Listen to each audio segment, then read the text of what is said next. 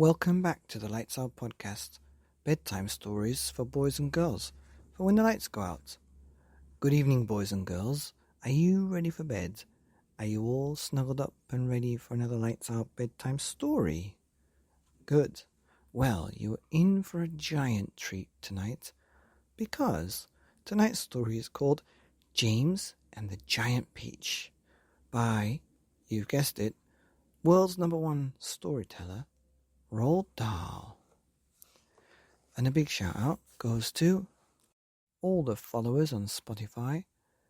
Hold tight, I'm just about to release all the details for the 2021 free books for the year, because we did reach 2021 followers. I think now we've got about 2,100, but you just watch this space and you'll be able to get lots of free books.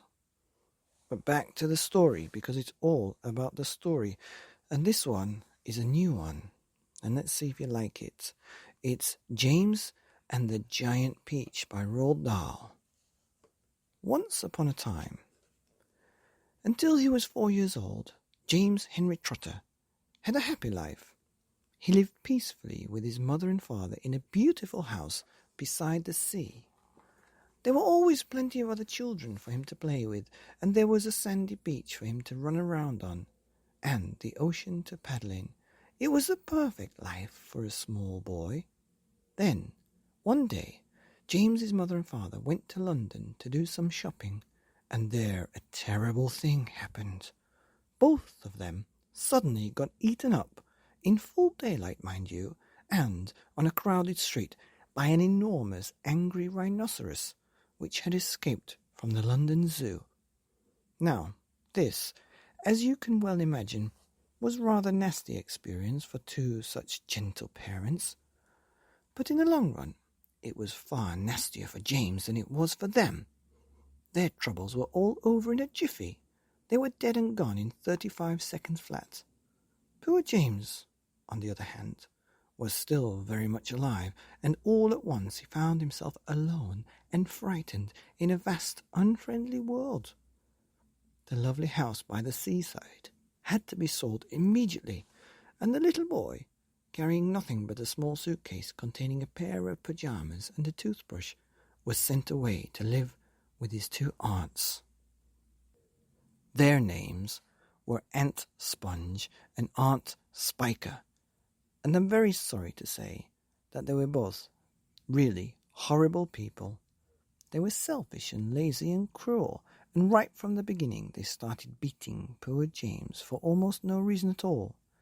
They never called him by his real name, but always referred to him as, "You disgusting little beast," or "You filthy nuisance," or "You miserable creature." And they certainly never gave him any toys to play with, or any picture books to look at. His room was as bare as a prison cell. They lived, Aunt Sponge, Aunt Spiker, and now James as well, in a queer ramshackle house at the top of a high hill in the south of England.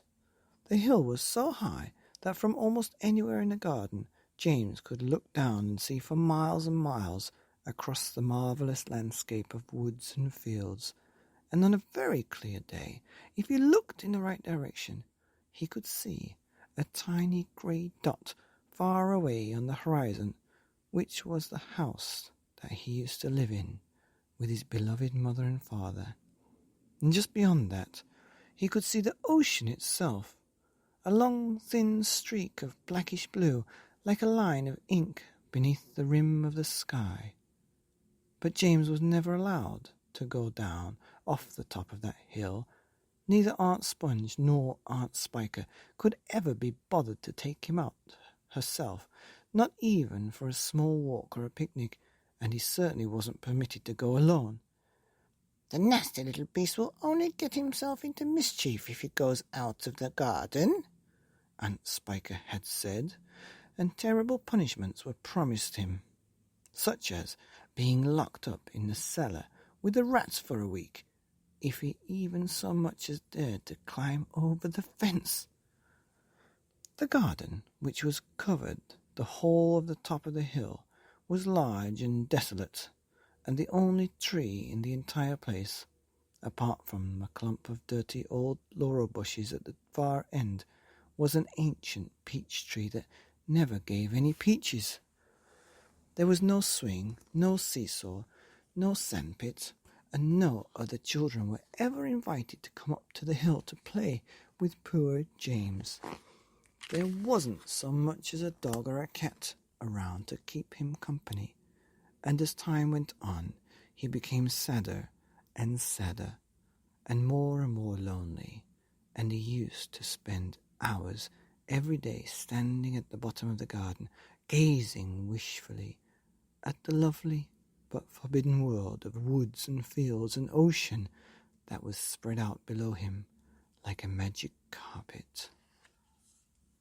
And that's the end of chapter 1 of James and the Giant Peach by Roald Dahl, here on the Lights Out podcast. Bedtime stories for boys and girls like you and James. Good night.